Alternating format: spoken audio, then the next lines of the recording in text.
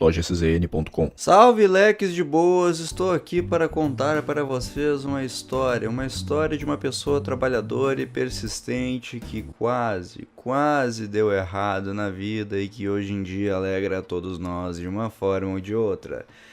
Tá certo que às vezes pisa na bola, né? Vamos falar aqui no vídeo de hoje sobre um ser chamado Scott Cawthon. Não confundir com Scott Cotton, porque isso é Scott Algodão em inglês. Como todos vocês já sabem, ou pelo menos a grande maioria de vocês, Scott Cotton... Scott Algodão. Scott Cawthon é o criador da franquia Five Nights at Freddy's, mas saiba que a vida dele não era Five Nights at Freddy's desde o início. Sentem-se, peguem a pipoca e peguem uma garrafa d'água porque tá muito calor. Tá muito calor, eu não aguento mais. Scott Cawthon nasceu em 26 de julho de 1971, na cidade de Salado, no estado do Texas. Ou seja, ele é texano, daqueles que os caras botam a arma na cinta e começam pá, pá, pá, pá. Ele se formou no Instituto de Arte de Houston e é cristão. Esse é uma peça de informação importante. Então você mantenha isso em mente. Mais pra frente você entenderá por que eu estou dizendo que ele é cristão. Scott Cawthon, além de um game designer, é também um animador. Ou seja, ele já fez animações. De 2003 até 2005 ele só fez animações. E como ele é um cara muito dedicado, todas as animações deram muito certo. Só que não. Ninguém nem ouvia falar nas coisas que ele fazia, infelizmente. Nada que ele fazia bombava. Ele decidiu sair um pouquinho desse lance aí das animações e tal. Até que em 2007 ele fez uma animação, uma série dividida em 8 partes chamada The Pilgrim's Progress, no seu canal no YouTube. Essa animação fez sucesso? Não fez sucesso, mas... Foi um pouco menos bosta, assim, sabe? Digamos assim, se o YouTube de 2007 fosse o YouTube de hoje, continuaria sem fazer sucesso, porque não era muito bom, mas ia ser um pouco menos esquecido. Scott não serve para ser animador. E nesse ano, 2007 em diante, ele tomou um rumo na vida. Um rumo que mudaria toda a sua concepção acerca do que ele quer fazer. Ele decidiu se tornar para sempre um game designer. Ele decidiu que o seu rumo, a sua vocação era fazer jogos para alegrar as pessoas. E então, a partir daquele momento, o Scott Cawthon finalmente conseguiu bombar. Só que não de novo. Os jogos que ele fazia eram muito ruins, tipo, recebia umas notas horríveis, as pessoas xingavam muito os jogos dele, ele não conseguia fazer um jogo direito, infelizmente a vocação dele também não era muito bem fazer jogo, assim, sabe? Muitos deles tinham até uma temática cristã. Agora você entendeu por que eu falei pra você pegar aquela informação antes, né? Porque ele é cristão, ele quer fazer jogo cristão. Obviamente isso não é uma boa ideia, Scott, o que você tava pensando? E ele continuou fazendo jogo. Na verdade, ele continuou fazendo jogo pra caramba. Ele não parou de fazer jogo. Meu Deus, quanto jogo que ele fez, velho. Foi jogo atrás de jogo.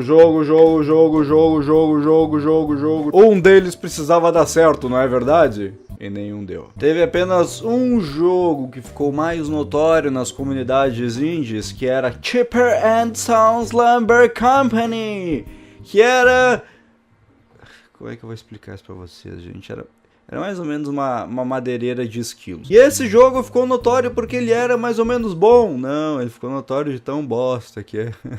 Coitado do Scott. E ele recebia tanta paulada na cabeça e as pessoas vilipendiavam tanto ele, xingavam tanto os seus jogos e até ele e a família dele também, que ele chegou até em determinado momento em pensar se matar, dizem as más línguas. Mas se tinha uma coisa que Scott tinha de bom, e dessa vez sem trollar, era a habilidade de ver as críticas e tirar algo bom delas. As críticas mais frequentes com relação ao jogo Chipper and Sons Lumber Company era de que os personagens do jogo, uns animaizinhos, esquilinhos fofinhos, na verdade, eles meio que pareciam aquele Uncanny Valley, sabe o que eu tô falando? Quem conhece o Uncanny Valley sabe do que eu tô falando. Aqueles bichos, ao invés de parecerem esquilos fofinhos, pareciam na verdade robôs, pareciam animatrônicos, pareciam uns troços programados, parecia tudo menos animais fofinhos, sabe? E se você der uma olhadinha no jogo, você meio que entende as críticas. Aí o Scott pensou, meu Deus, eu preciso fazer esses animais mais realistas com animais fofinhos.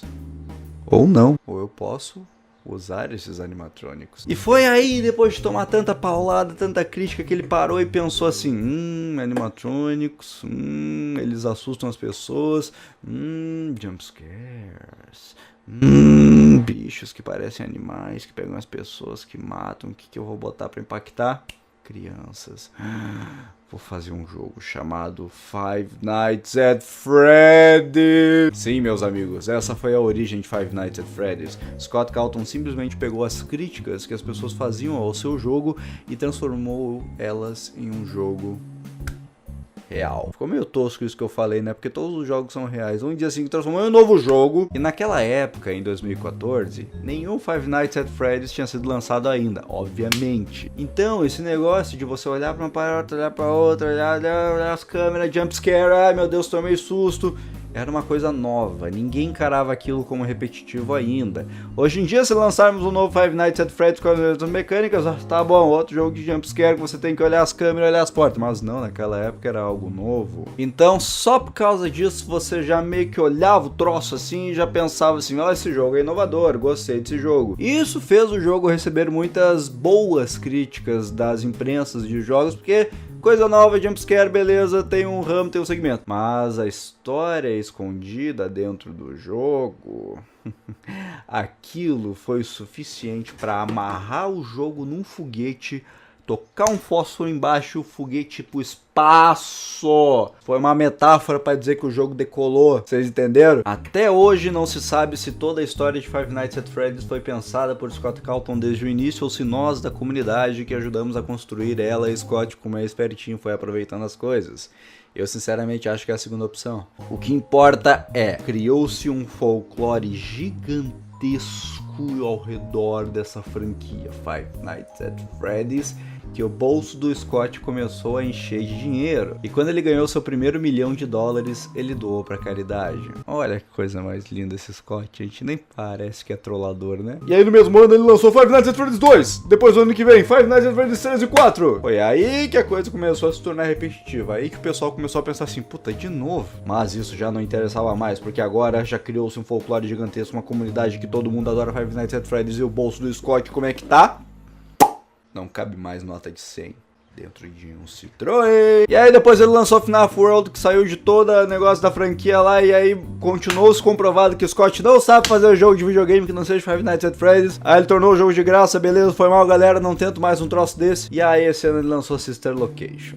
Moral da história, meus queridos, Scott Cawthon falhou durante anos, e quando eu digo anos, eu digo muitos anos, tipo 10, 11 anos. E ele conseguiu transformar todas essas falhas em Five Nights at Freddy's. Ele até hoje não sabe fazer o jogo direito, como nós vemos no FNAF World, mas ele deu um jeito de trazer elementos que prendem nós ao jogo, a história do jogo, ao jogo em si, assim, criar teoria, criar uma comunidade, todo mundo unido por um objetivo em si. Ele conseguiu criar isso. Five Nights at Freddy's, podem dizer o que quiser, podem dizer que o jogo é repetitivo, podem dizer que o jogo não é bom. Eu mesmo, vocês sabem que eu não gosto muito do jogo Five Nights at Freddy's, mas ele conseguiu essa grande, essa maravilhosa conquista que foi criar a comunidade de Five Nights at Freddy's, e hoje ele tá como?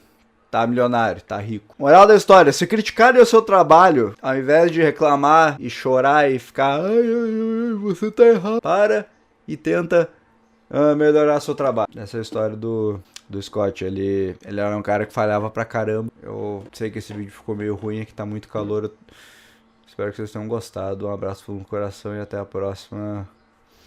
Eu tô com muito calor, velho. Pra quem não conhecia a história do Scott, ó, espero que tenha absorvido o conteúdo. É melhor parar de falar.